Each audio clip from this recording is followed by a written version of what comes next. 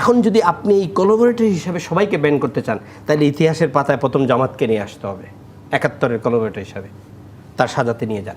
তারপরে আপনি জাতীয় পার্টির ধরেন। আমরা যদি আওয়ামী লীগের সহযোগী হই, মহামান্য রাষ্ট্রপতি তো আওয়ামী লীগের সহযোগী, মাননীয় সেনাবাহিনী প্রধান আওয়ামী লীগের সহযোগী, কারণ আওয়ামী লীগ ওনাদেরকে নিছে। অসংখ্য বিচারপতিরা এখনও আছেন সুপ্রিম কোর্টের, ওনারাও আওয়ামী লীগের সহযোগী। অসংখ্য সচিবরা আসেন আওয়ামী লীগের সময় দেওয়া হয়েছে, যোগদান করা হয়েছে, ওরা আওয়ামী লীগের সহযোগী। জাজেসরা আসেন আওয়ামী লীগের সহযোগী। সবাই আপনি বাদ দেন, পারবেন? আজমান প্রশ্ন রেখে বিরতিতে গিয়েছিলাম, যে ব্যক্তিগত জিজ্ঞাসার কথা আমরা বলছি, সেই ব্যক্তিগত জিজ্ঞাসায় আমরা আসলে সব রাজনৈতিক দলের সময়ই দেখেছি, যখন যে দল সরকারে এসছে তখন তারা একই কাজ করেছে। অন্তর্বর্তীকালীন সরকারের সময় অনেকটাই আসলে সেরকম অনেক কিছু দেখার আমরা বা বলার চেষ্টা করছেন অনেকেই, যে এই সরকারের উপদেষ্টাদের মধ্যেও আমরা এই ধরনের আচরণ দেখতে পেলাম। তার মানে সংস্কৃতির কোনো পরিবর্তন হলো না বাংলাদেশে। এই দেখেন, এই সরকারের উপদেষ্টাদের মধ্যে ছাত্রদের প্রতিনিধি আছে, ওনারা সাবেক সরকারের যে মন্ত্রীরা যা করতো তাই করছেন। অন্যায় হচ্ছে, মব হচ্ছে, যার জোর আছে তার উপরে চালিয়ে দেওয়া হচ্ছে। জাতীয় পার্টিকে 13 মাস পরে এসে ব্যান করতে হবে, রাস্তা দখল করা হচ্ছে, পুলিশের সাথে যুদ্ধ করা হচ্ছে। কিসের জন্য? The collaborator. আমরা আওয়ামী লীগের সহযোগী ছিলাম। ভাই, আমরা যদি আওয়ামী লীগের সহযোগী হই, মহামান্য রাষ্ট্রপতি তো আওয়ামী লীগের সহযোগী, মাননীয় সেনাবাহিনী প্রধান আওয়ামী লীগের সহযোগী, কারণ আওয়ামী লীগ ওনাদেরকে নিছে। অসংখ্য বিচারপতিরা এখনও আছেন সুপ্রিম কোর্টের, ওনারাও আওয়ামী লীগের সহযোগী। অসংখ্য সচিবরা আসেন আওয়ামী লীগের সময় দেওয়া হয়েছে, যোগদান করা হয়েছে, ওরা আওয়ামী লীগের সহযোগী। জাজেসরা আসেন আওয়ামী লীগের সহযোগী। সবাই আপনি বাদ দেন, পারবেন? 3টা নির্বাচনের মধ্যে একটা আমরা গিয়েছি 24-এ 14 একা, তাদের সাথে আরও দল ছিল 14 দল, 18-তে সবাই একসাথে গিয়েছেন। 14 নির্বাচনের পরে বিএনপি প্রত্যেকটা স্থানীয় নির্বাচনে গিয়েছে, ইনক্লুডিং তো 5টি সিটি কর্পোরেশনের নির্বাচনের মেয়র হয়েছিল বিএনপি। তার মধ্যে আমার সিলেটের মেয়রটাও কিন্তু বিএনপির। উনি 2টায় চলে গিয়েছিলেন ইলেকশন থেকে, বলে নাই, পরে উনি দেখেন উনি জিতছেন। এখন যদি আপনি এই কোলাবোরেটর হিসাবে সবাইকে ব্যান করতে চান, তাহলে ইতিহাসের পাতায় প্রথম জামাতকে নিয়ে আসতে হবে ৭১-এর কোলাবোরেটর হিসাবে, তার সাজাতে নিয়ে যান। তারপর আপনি জাতীয় পার্টির সমালোচিত যে নির্বাচন, 24-এর নির্বাচন, আমির নির্বাচন যেটিকে বলা হয়, সেই নির্বাচনে আপনাদের সহযোগিতাটা অনেক বেশি আসলে সমালোচিত হয়েছে। আমি নৈতিকভাবে মনে করি এই নির্বাচন নিয়ে আলোচনা করা সবার রাইট আছে, এবং আমাদেরকে ধরারও রাইট আছে। সাংবিধানিকভাবে, আইনগতভাবে এখানে কোনো অপরাধ বা কোনো ক্রাইম কিন্তু জাতীয় পার্টি করে নাই। এটা যেটা নির্বাচন কমিশন যেটা আছে, কালকে যদি নির্বাচন ডিক্লেয়ার দেয়, কেউ যদি সেই নির্বাচনে যায় আর কেউ যায় না, যে যায় নাই তাকেও কিন্তু আপনি অপরাধী বলতে পারবেন না, যে গেল তাকেও কিন্তু অপরাধী বলতে পারবেন না। নৈতিকভাবে এটা নিয়ে আলোচনা করতে পারেন। এটাকে জাতীয় পার্টির নেতাদের হয়তো বা এটার আনসার দিতে হবে, একদিন বা হোক কাল হোক, কিন্তু সেইটাকে আপনি দিয়ে আমাদের অর্ডারে কি আইজিপি গুলি করতো? আমাদের অর্ডারে কি রেভের ডিজি গুলি করতো? আমাদের অর্ডারে কি এখানে বিজিবির কমান্ডার গুলি করতো? করে নাই তো। আমরা তো স্ট্রাইকিং ফোর্সে ছিলাম না, আমরা বিরোধী দল হিসেবে ছিলাম, এবং বিরোধী দলে থাকা অবস্থায় কিন্তু আমাদের দলের যিনি সেই বিরোধী দলের নামের সামনে তকমা ছিল গৃহপালিত। হ্যাঁ, বলতে পারবেন, এটা তো অস্বীকারের সুযোগ নাই। শুনেন তন্নি, বাংলাদেশে নির্বাচন হয়েছে 15 ফেব্রুয়ারি, বিএনপি করেছে না একটা? সেটা কিন্তু নির্বাচনের মাধ্যমে সংবিধান সংশোধন করে কেয়ারটেকার গভর্নমেন্ট নিয়ে আসছিল।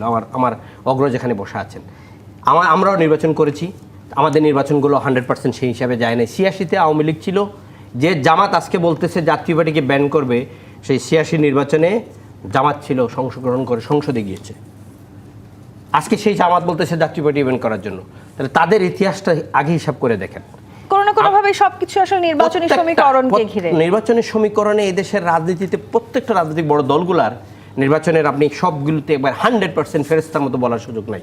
আমাদের 8টি নির্বাচনে সবাই যায় নাই, আমরা রবরে নিয়ে করেছি, সেটার জন্য দায়বদ্ধতা থাকতে পারে। সেই দায়বদ্ধতার মধ্যেও জাতীয় স্বার্থে যেগুলো হয়েছে সেগুলো কিন্তু বৈধ। সুপ্রিম কোর্টের রায় দেওয়া হয়েছে যে 86 তো কি এই 90 পর্যন্ত এই কাজগুলো সমস্ত বৈধ ছিল। 24-এর নির্বাচনকে কিন্তু এই সংসদ কখনো আপনি বাতিল করতে পারবেন না। অনেক আইন আছে, দেশের আছে, কিন্তু এই নৈতিকভাবে নির্বাচনগুলো মোটেও কাম্য না, কারো চায় না। এখন কি হচ্ছে? দেশকে অস্থিতিশীল করার জন্য, নির্বাচনকে অস্থিতিশীল করার জন্য, বানচাল করার জন্য মব কালচার শুরু হয়েছে। যার জন্য শক্তি বেশি তাকে দিয়ে ছোটো নীরব যারা তাদের পিটানো হচ্ছে, ছোটো দলকে বাইরে রাখার ষড়যন্ত্র হচ্ছে। বড় বড় রাজনৈতিক দলকে রেখে একটা নির্বাচন করবেন, এক দলের সাথে জোর করে বিরোধী দলে যেতে যাওয়ার জন্য চেষ্টা হচ্ছে। তাহলে কি হচ্ছে? আমরা কি বাদ দিলাম? এই ষড়যন্ত্র যেটা করছে সেটাই এখন এখানে চলছে। নাজমুল হক প্রধান, এই যে নানান রকমের অপরাধের কথা আমরা বলছি, আপনি নিশ্চয়ই জানেন যে আজকে অন্তর্বর্তী সরকারের প্রধানের সাথে একটি সভাপতিত্বে অনুষ্ঠিত একটা সভায় একটা সিদ্ধান্ত হয়েছে, সেটা হচ্ছে মানবতা বিরোধী অপরাধ অভিযোগপত্র দাখিল হলেই নির্বাচনের অযোগ্য হবেন। সরকার সরকারি চাকরিও থাকবে না। সেটা কি আপনি সামনে নির্বাচনে কেমন প্রভাব ফেলবে বলে মনে করেন? আমি ওই কথাটার উত্তর দেওয়ার আগে আমাকে দু একটা কথা বলতে হয়। সেটা হচ্ছে যে পলিটিক্সটা কি, রাজনীতির মুদ্রা কথা হলো এটা বেসিসটা হচ্ছে টলারেন্স, ধৈর্য, নাম্বার 1, সহ্য। নাম্বার 2 হচ্ছে রাজনীতি হচ্ছে মতবিরোধের, প্রতিদ্বন্দ্বিতার, প্রতিবাদের। কিন্তু রাজনীতিটা প্রতিহিংসার না। যখন রাজনীতিটা প্রতিহিংসার হয়ে যায় তখন রাজনীতি রক্তাক্ত হয়ে যায়। আমরা বাংলাদেশে আমরা একটা রক্তাক্ত রাজনীতি অতিক্রম করে একটা আন্দোলনের মধ্য দিয়ে একটা প্রতিবাদের, প্রতিদ্বন্দ্বিতার রাজনীতি চেয়েছিলাম। আজকের রাজনীতিটাকে আবার রক্তাক্ত করার চিন্তা করা হচ্ছে এবং সেটা অলরেডি সেদিকেই ধাবিত হচ্ছে। তাহলে এই যে প্রতিহিংসার রাজনীতি, যে রাজনীতিটা সমাজটাকে আরও বিভক্ত করবে, সেই রাজনীতিই করছে, যেটা শেখ হাসিনা করছিল ওই একই রাজনীতি বর্তমান সরকার করতেছে। আজকে এই যে বাদ দেওয়া, দলকে নিশ্চিহ্ন করে দেওয়া, আজকে যদি বলি আমি, এই যে উনি একটা ভালো কথা বলছে যে ভোট তো বিভিন্ন সময় বিরোধী করেছে। আপনি কি জানেন 18 সালের ভোটে বিএনপি তো করেছে, বরঞ্চ বিএনপির মতো জামাত তার আলখেল্লা ফেলে দিয়ে 22টা সিটে ভোট করেছে জামাত। 22টা সিটে জামাতের লোক ভোট করেছে বিএনপির মধ্যে ঢুকে গিয়ে, আমির সহ। তাহলে এই যে ঘটনাগুলি আপনি ক্লাসিফিকেশন কীভাবে করবেন? তাহলে অ্যাজ হোল আপনাকে গ্রসলি ধরতে হবে যে হ্যাঁ, এই যে খুন করে যুক্ত কারা ছিল।